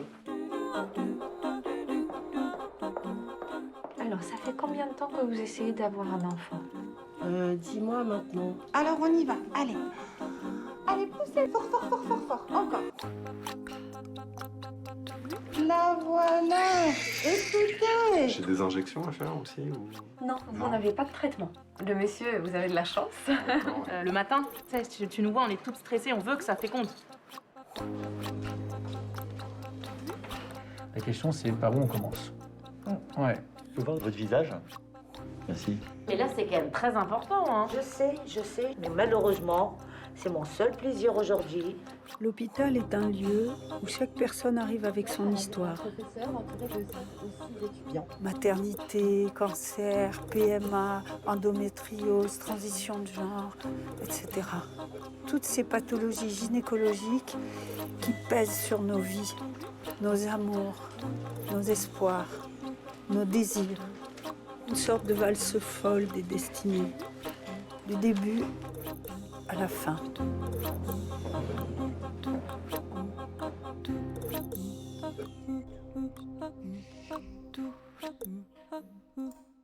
Voilà pour ce documentaire. Hop. Documentaire, préparez-vous quand même, hein. Documentaire très long, 2h48. Voilà. Genèse. L'initiative du projet est venue à la productrice Christina Larsen qui venait de passer 2 ans à l'hôpital où elle a côtoyé le monde des soignants et des patients dans un service qui englobe tout ce que les femmes traversent au cours d'une vie. Claire Simon raconte « J'ai été très touchée par sa proposition, notamment parce qu'en faisant les bureaux de Dieu sur le planning familial, je m'en a été voulu de ne pas avoir inclus le suivi des grossesses que parfois le planning assure. » Or, la pilule, l'avortement, la grossesse, contrôler son corps, le désir d'enfant, c'est un même mouvement. Très vite, en fréquentant l'hôpital, le récit s'est imposé. En quelques jours, les étapes sur le chemin de la vie et de la jeunesse à la mort. Les corps et les patientes. Claire Simon souligne qu'il ne s'agit pas non pas d'un film sur l'hôpital, mais sur les patientes et sur leur corps. Il me semble que cela inverse le rapport habituel, où l'on se concentre plus sur l'institution. Oh, bah décidément, ce soir, j'arrive pas à lire. Lors de la découverte des rushs, même si les soignants ne sont pas niés, ce n'était en rien l'intention, ce fut un bonheur de constater que le film est tout le temps du côté des patientes. Ce que j'avais en tête, c'était comme un leitmotiv, filmer le corps des femmes. Il n'y avait que ça qui comptait pour moi, les corps dans sa beauté, dans sa matérialité, dans sa singularité, c'est-à-dire l'absence de normes, de canons de beauté. Une équipe féminine. Pour Claire Simon, il était essentiel que l'équipe du film soit féminine pour que le projet soit possible. Elle était entourée sur le tournage de Flavia Corday au son et de Clara François, son assistante. Ce sont des jeunes femmes qui n'avaient pas encore d'enfants à l'époque, l'une en a eu un très récemment. Cela a été comme une initiation pour elle. Filmer les corps. Ce n'est pas facile de filmer le corps à l'hôpital parce qu'il est largement caché lors des opérations, des accouchements. Je voulais donc y aller franchement en matière de représentation des seins, des actes de palpation de chair, de ventre, des peaux. Il s'agissait presque de se mettre du côté de la sculpture, mais je n'ai pas l'impression de l'avoir fait brutalement, mais au contraire avec le plus d'amour possible. Si le corps féminin est caché, la douleur est presque introuvable. J'ai eu l'impression de la traquer. L'AP-HP, pour avoir l'autorisation de tourner, l'équipe a contacté François Crémieux, directeur de l'AP-HP, Assistance publique hôpitaux de Paris, puis a rencontré les grands pontes de l'hôpital. Le professeur Jean-Pierre Lotz a soutenu le projet dès le départ.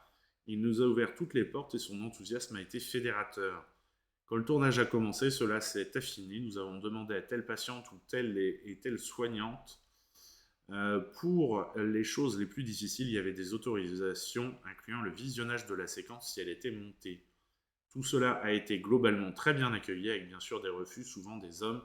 Je le note, raconte la réalisatrice. Une réalisatrice qui devient patiente au cours du tournage, après avoir senti une boule sous le bras. Claire Simon a passé des examens et on lui a diagnostiqué un cancer. Elle a d'abord hésité à se faire soigner sur les lieux mêmes du film, puis a décidé d'intégrer sa maladie au long métrage. J'ai presque pris ça à la légère, il m'a fallu du temps pour être conscient de la situation. Sans doute parce que je baignais en quelque sorte dans la maladie, je connaissais le protocole et savais qu'en fonction du cas, on s'en sort ou pas. L'ironie de l'histoire est que j'avais confié un jour à Sonia Zilberman, une chirurgienne formidable, qu'il fallait que je filme une annonce de cancer. Elle m'avait dit que c'était impossible. Puis lorsque je suis tombé malade, j'en ai eu l'opportunité. J'ai demandé à la chef opératrice Céline Boson de me filmer pendant mon absence. Elle l'a fait remarquablement. Voilà pour ce film. Alors j'avoue que ce film, moi, c'est la longueur qui m'a... j'ai eu la possibilité de le voir, mais je ne l'ai pas regardé parce que vraiment, 2h48 dans un hôpital... Là, j'ai fait un refus d'obstacle. Clairement, je l'avoue, refus d'obstacle. Allez, film suivant. On reste chez les femmes avec ce documentaire aussi. Je vous salue salope, la misogynie au temps du numérique. Accrochez-vous parce que... Ouais, faut... Ouais.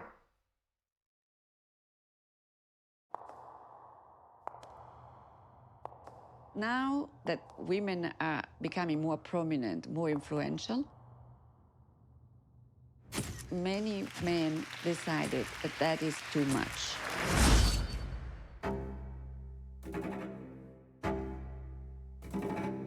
The more I deal with women in life, the more they piss me off so bad.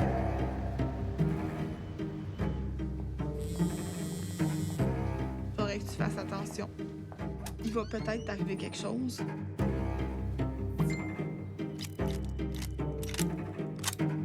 Well, a couple of bad tweets. What are you gonna do?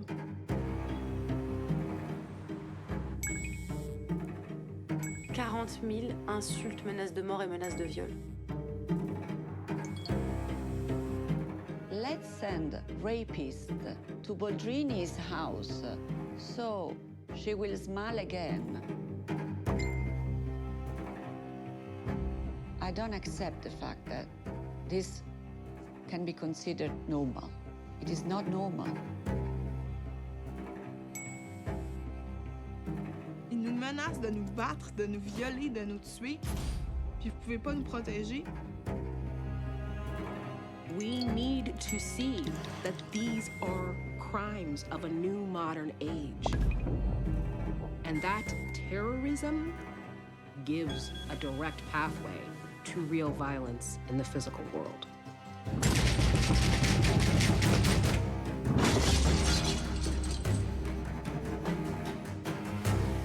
On sait jamais quand est-ce qu'il va décider de mettre à exécution ces menaces-là.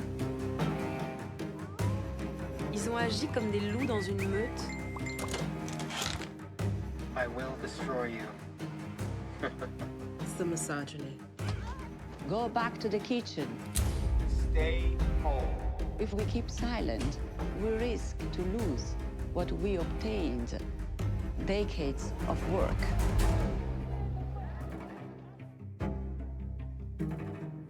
And it's important to remember right now that history does have its eyes on you. So get to work.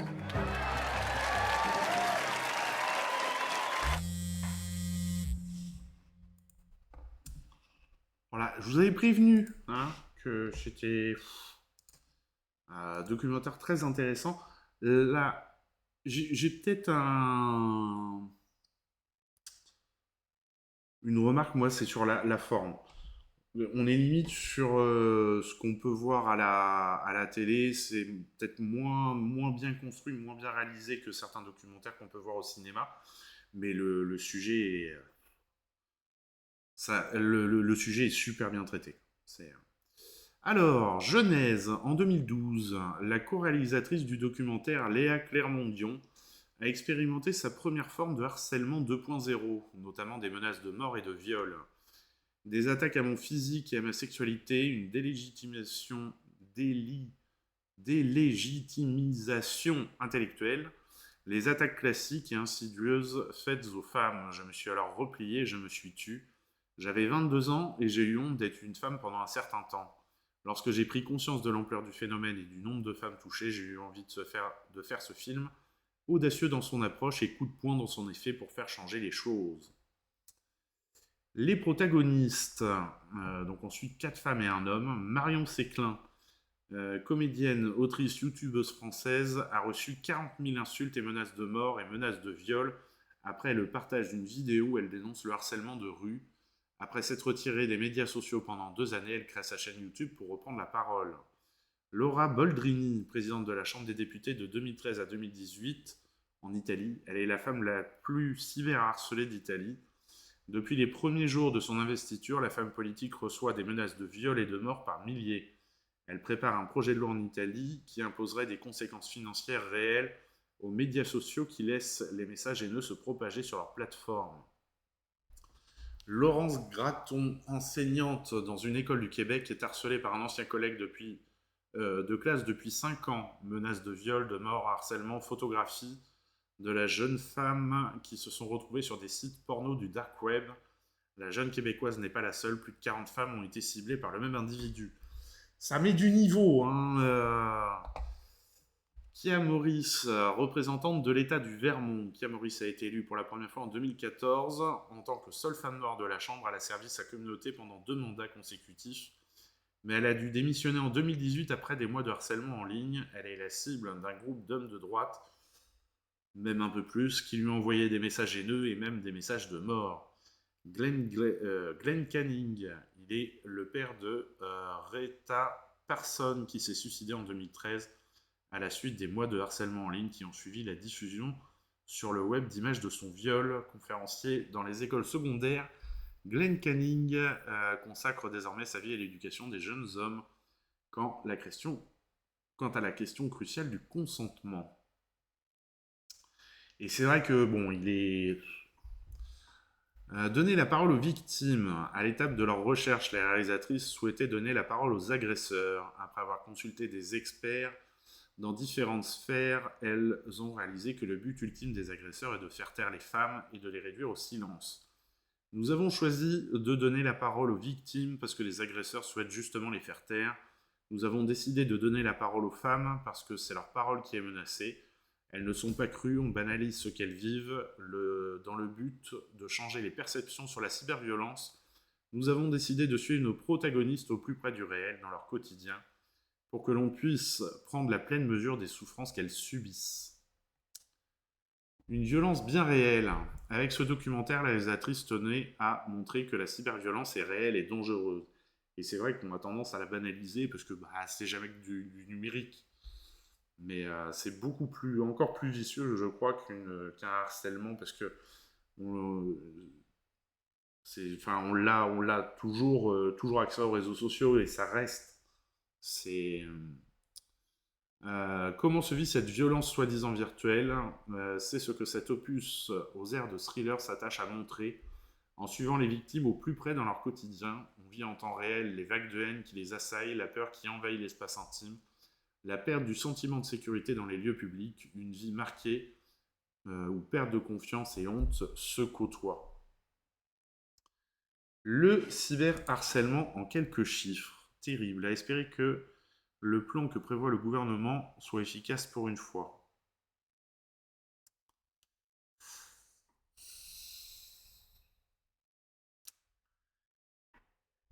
Oui, c'est à espérer, mais je suis pas sûr qu'ils prennent les bonnes options, mais bon. Le cyberharcèlement en quelques chiffres. 73% des femmes utilisatrices d'Internet à travers le monde ont déjà subi une forme de violence en ligne.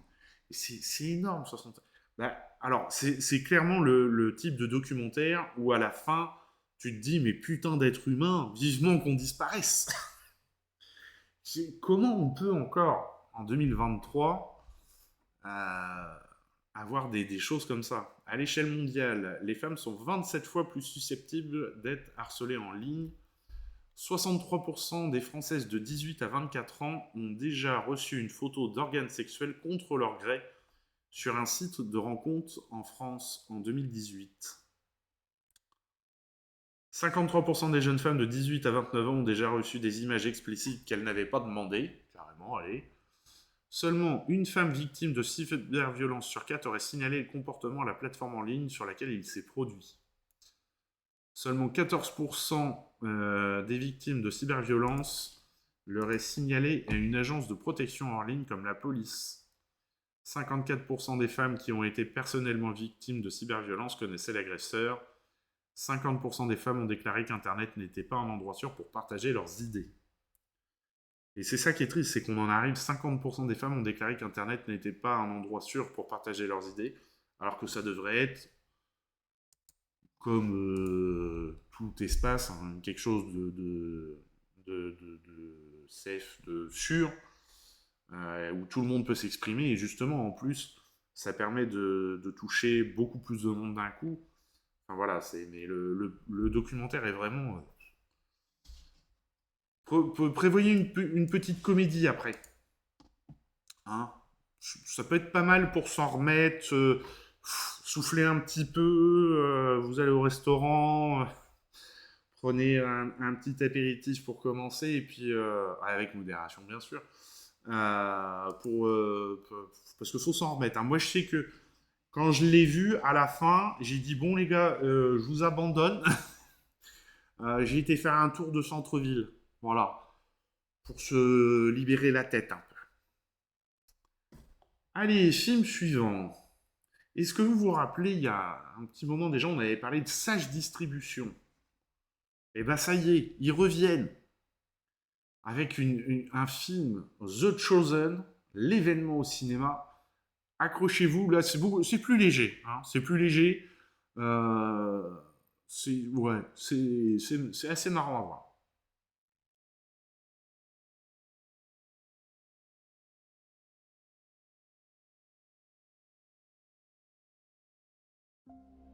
Eh bien moi, je vous dis, aimez vos ennemis. Et priez pour ceux qui vous persécutent. Je me sens pas différent. Vous n'avez pas à sentir quoi que ce soit pour accomplir de grandes choses.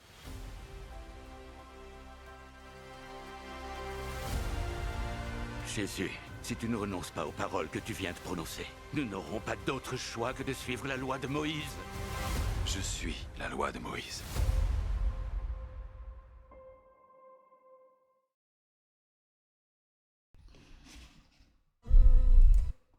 Voilà, alors, en vrai, c'est quelque chose qui annonce une série, mais la bande-annonce était tellement bien que j'ai pas pu m'empêcher de vous le partager, parce que là... le personnage qui joue Jésus, qui a l'air toujours content, je l'ai trouvé extraordinaire. Voilà, c'est... Allez, on passe à la suite.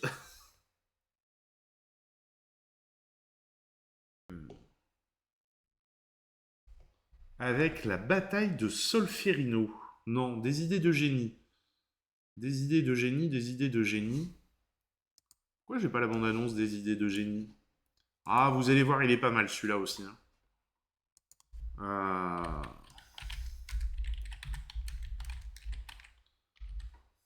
Alors, j'ai pas vu le film, malheureusement. Mais ça m'a fait penser à un autre film... sur un patron pendant le confinement qui avait monté une boîte à côté de Bordeaux et qui avait embauché plein de monde pour faire des masques et qui était là en super patron et tout. Là, on a un peu le même cas avec ce gars-là. On regarde ça.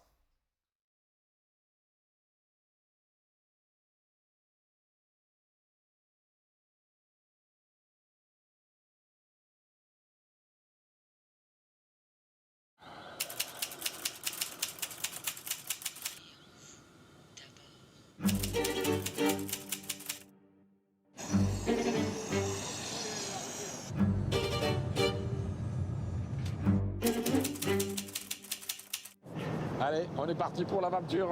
Part pour le film. Ouais, voilà.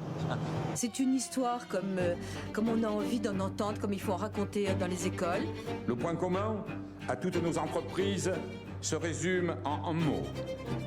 Le plaisir.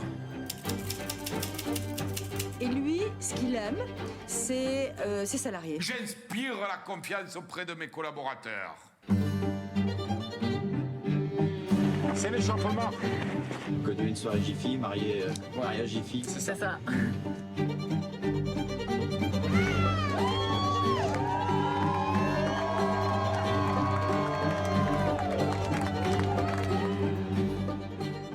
Finalement, c'est un patron, mais il n'a rien à cacher. Il a envie de tout nous dire. Oh bah moi je pense que tout le monde a des choses à cacher quand même. Quoi. Tapis. Depuis que JC a repris le bazar, c'est un grand bazar. Un patron qui dit ce qu'il fait et fait ce qu'il dit. Dès qu'il a racheté, l'enseigne était morte à ce moment-là. Imaginons une fraction de seconde qu'un des deux entrepôts se mette en grève.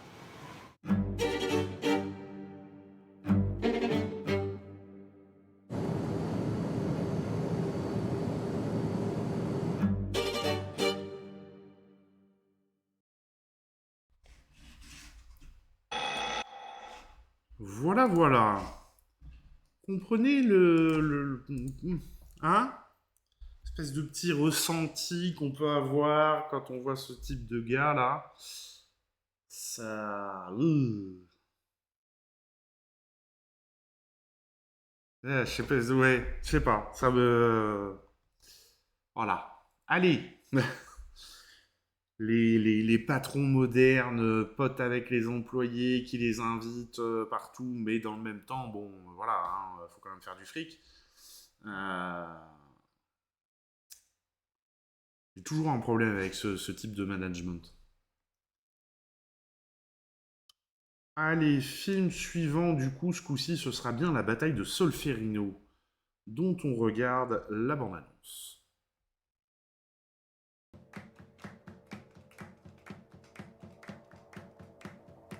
Je les adore tes enfants, ils sont super. Hein. Je pense qu'on forme une super famille quoi. Je suis en bas en fait. Tu veux pas descendre? Non mais t'es fou quoi, qu'est-ce que tu fais là? Pas devant mes enfants putain! Pourquoi tu te prends là, merde? Je suis pas avocat, je t'ai déjà dit. T'imagines qu'on me jette devant mes filles? Comment moi je peux réagir? Qu'est-ce que je dois faire? Il faut vraiment que tu prennes soin d'elle. Parce que là elle a peur, elle prend trop sur elle. Si tu savais Laetitia comme elle parle de toi avec vraiment... C'est quelqu'un qui est dangereux, il est violent, il ne doit pas monter. C'est comme si elle t'aimait encore, je veux dire. T'as tout compris quoi, tout va bien non?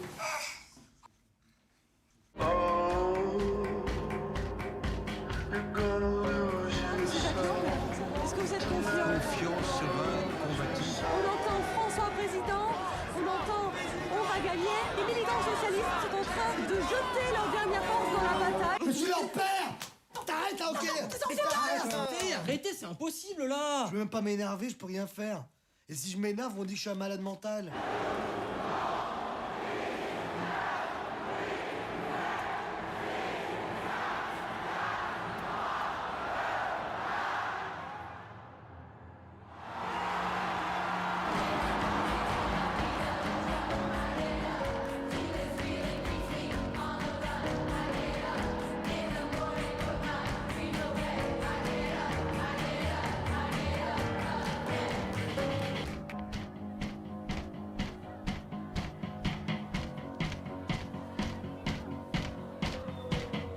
Moi, je veux savoir ce que vous faisiez avec votre ex, avec les enfants, et pourquoi vous avez tapé sur la gueule de monsieur Guillaume Améland. C'est simple, non? Eh, vous asseyez là, monsieur, c'est pas terminé encore.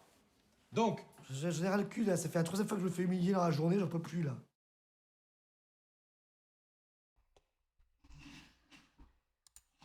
Oui, le précédent film, là, Des idées de génie, c'est bien un documentaire, hein, c'est pas une fiction. Ils ont suivi le patron de Jiffy, qui est un des plus puissants, enfin, qui est un des patrons les plus puissants de la grande distribution, que moi je connaissais pas du tout, à vrai dire. Et donc, oui, non, il est vraiment comme ça, quoi. Alors, rapidement, qu'est-ce qu'on nous dit sur la bataille de Solferino? Premier long métrage. Après avoir réalisé 3 documentaires, la cinéaste Justine Triet tourne en 2010 son premier court métrage Vilaine fille, mauvais garçon. Le succès de ce dernier confirme le choix de la réalisatrice de se lancer dans la fiction et donc de tourner La bataille de Solferino. Son premier long métrage. Ah, ok. Ah oui, il était... Ah ouais, c'est le premier film de Justine Triet en fait, ok. Le 4e film avec le plus de figurants. À moins de disposer d'un budget colossal, il est presque impossible de recréer à l'écran l'ambiance qui se dégage d'une foule de militants. Le jour des élections, la réalisatrice a donc décidé de tourner les scènes en extérieur, le jour même des résultats des élections présidentielles de 2012. C'était un luxe énorme d'avoir 10 000 figurants. La bataille de Solferino se classe ainsi juste après Le Seigneur des Anneaux qui compte 20 600 figurants. C'est extraordinaire, ça. Plus vrai que nature, les acteurs ont été choisis pour leur ressemblance comportementale avec les personnages, car ils devaient être capables d'improviser autour du texte en raison des nombreux éléments perturbateurs de la foule. C'était très drôle de voir les militants intervenir dans leur dispute rue de Solferino, un peu comme dans une caméra cachée. Une organisation herculéenne. Tourner un film au moment de résultats des élections présidentielles requiert une importante préparation. On a fait 25 heures de rush en une seule journée et une partie de la nuit, c'était un enfer parce que ça suppose 8 chefs opérateurs, la location d'appartements, de tonnes d'autorisations qui sont arrivées au dernier moment, précise la réalisatrice. Retour à Solferino. Avant de tourner son film, Justine Triet avait déjà réalisé un documentaire intitulé Solferino en 2007. Toujours sur les élections présidentielles, j'observais la fabrication de l'événement, son absurdité et la tristesse qui se dégageait du manque d'élan de notre génération. Journaliste sous couverture. Afin de se fondre dans la masse de militants, l'actrice Laetitia Doche devait être parfaitement crédible en journaliste. Ainsi, tous les moindres détails ont dû être pensés, comme par exemple l'incrustation de logos de chaînes de télévision sur les caméras et les micros. Guerre et politique. Le titre évoque évidemment la rue de Solferino du 7e arrondissement de Paris, où siège le QG du Parti Socialiste, mais c'est également une référence à la bataille de Solferino qui opposa Napoléon III à François-Joseph Ier d'Autriche en 1859. Alors, film suivant. On est bientôt à la fin. Negative Numbers. Alors, j'ai une bande-annonce, mais c'est sous-titré en anglais, par contre. Fais ce qu'on peut.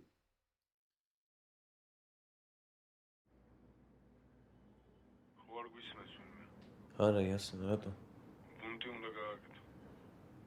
მაღალეთებს გავარებენ შენ. გამიგე? ხოდა ისეთი ბალაჟენი უნდა მოხდო, რომ დაიყურებ მთელი ციხე უნდა დაინგრეს. თუ არ ჩაიჯვავთ და ყველაფერს ჯიგრულად გააკეთებ, შეიძლება სამი მალადო იქურდი გახდეს ისე.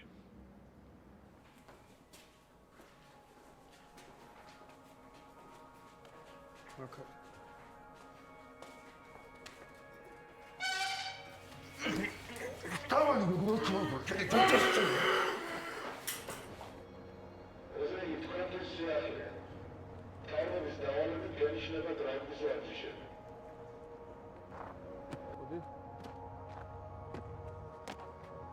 Passi. Vedi dai, attira!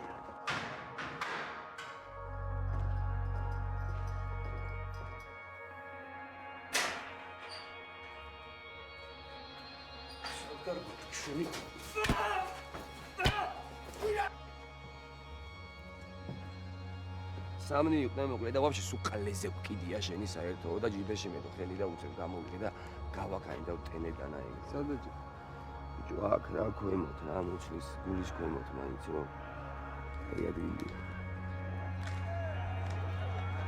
ჯოსი სულ ამოყალა რა მისმაში ამოყალა სულ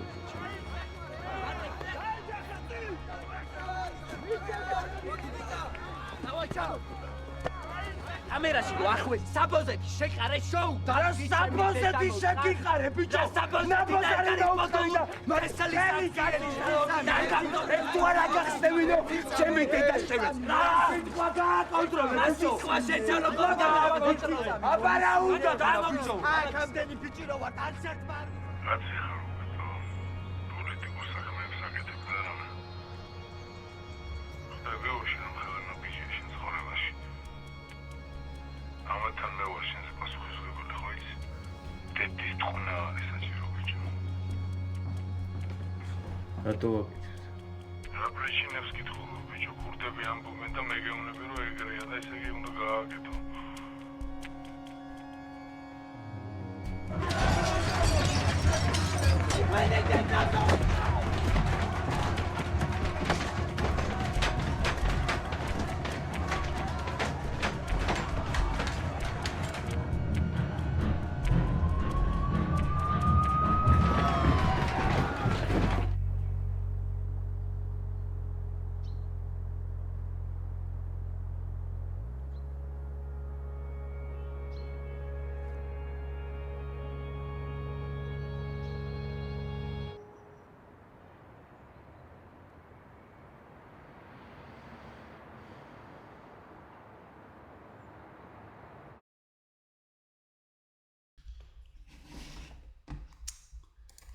Voilà, grosse ambiance.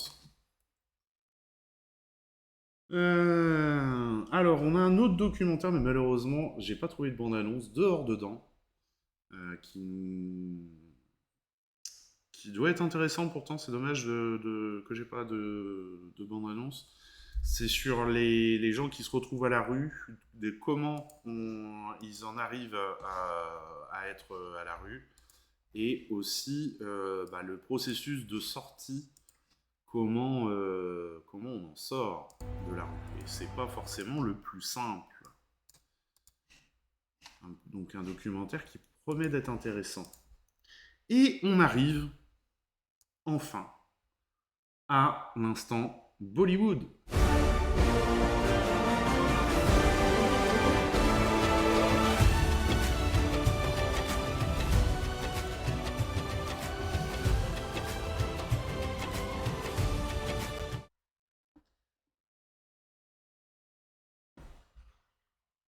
Ah non, il y en avait un autre, la ferme florale de Camille, mais oui, c'est vrai que oui, il y avait la ferme florale de Camille, mais j'ai pas de bande-annonce non plus, pardon. Et donc, voilà, on arrive à Rattam.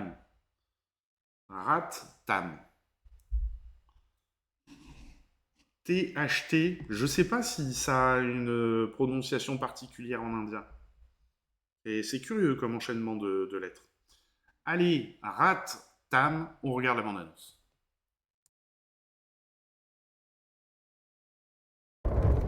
கொலை பண்ண கேங்ல ஒரு மது கேங் எல்லாம் இல்ல ஒருத்தன் தான் பண்ணிருக்கான் பக்கத்துல இருக்கிற பத்திரிக்கை ஆபீஸ்ல அங்க ஒருத்தனை குத்தி கொண்டான்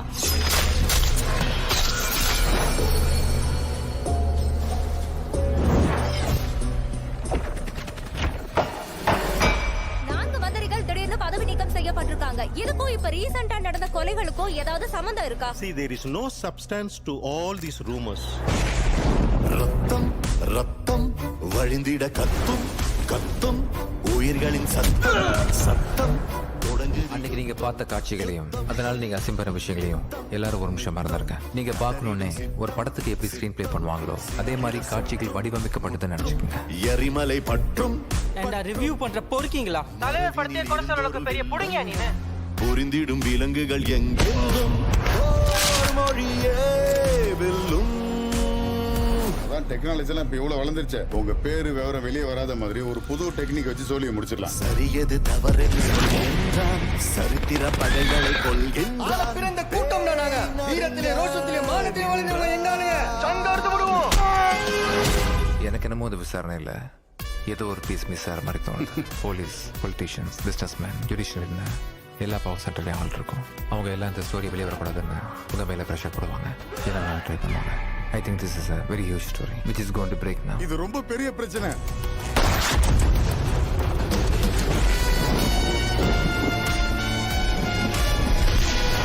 நம்ம கண் முன்னாடி தெரியறது ஒரு மிகப்பெரிய சிலந்தி வலையோட நுனிதான். அங்க சிலந்தி இல்லை, அந்த வலைக்கு பின்னாடி இருக்கிறது ஒரு மான்ஸ்டர். அந்த மான்ஸ்டரை உடனடியாக தடுத்து நிறுத்தணும். அவ யாரா இருந்தாலும் எங்க இருந்தாலும் தடுத்து நிறுத்தணும். ரத்தம்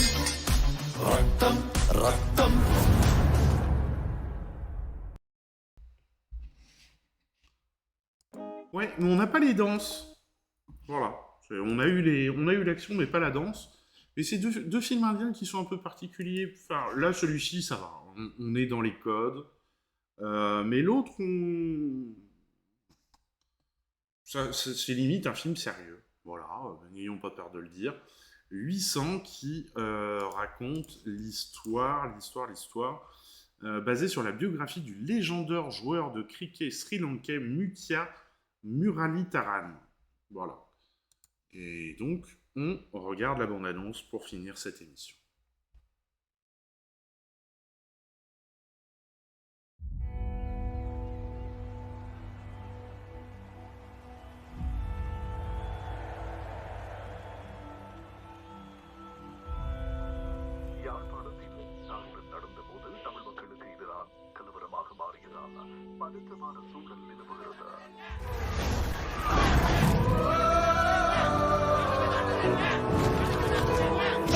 குடியுரிமையே இல்லாத கொத்தடிமைங்க கூட்டத்துல இருந்து வந்தவங்களுக்கு குடிமகன்ற அங்கீகாரம் கிடைக்கிறதே மாற கஷ்டம். இன்னைக்கு நாடே அண்ணாந்து பார்க்குற அளவுக்கு ஒரு மலையக தமிழன் வளர்ந்துருக்கான்.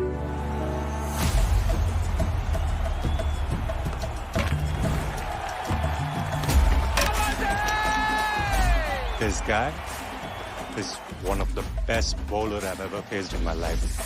What's that? I call him early. He's good.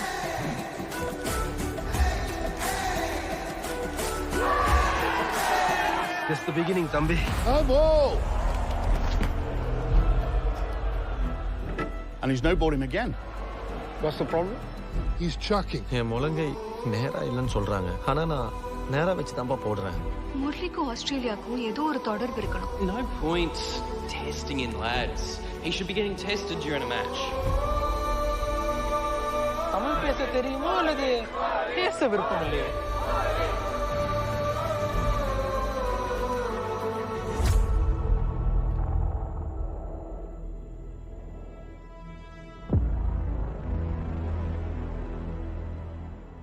You guys have thrown everything at your umpires, your fans,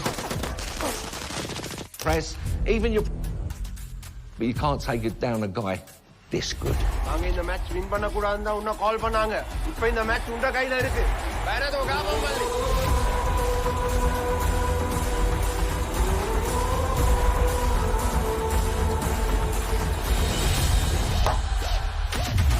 ஒரு தமிழன் அவ்வளவு லேசா டீம்ல சேர இயலாதுன்னு எல்லாம் சொல்லிக்கிறாங்கப்பா. நான் என்ன ஒரு தமிழனா மட்டும் பார்க்கலையேப்பா. பின்ன நீ என்ன சிங்களவனா? Cricketer.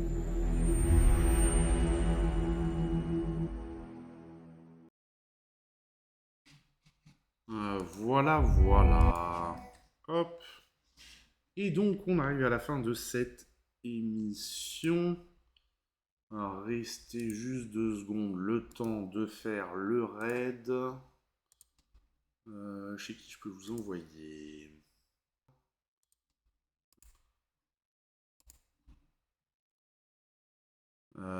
Eh bah tiens, je vais vous envoyer chez Ella Freya qui vient de lancer son live. Mesdames et messieurs, ce fut un plaisir de partager ces sorties, ces nouveautés de la semaine avec vous. Soyez curieux, allez au cinéma découvrir des films, et à la prochaine fois. Bonne soirée.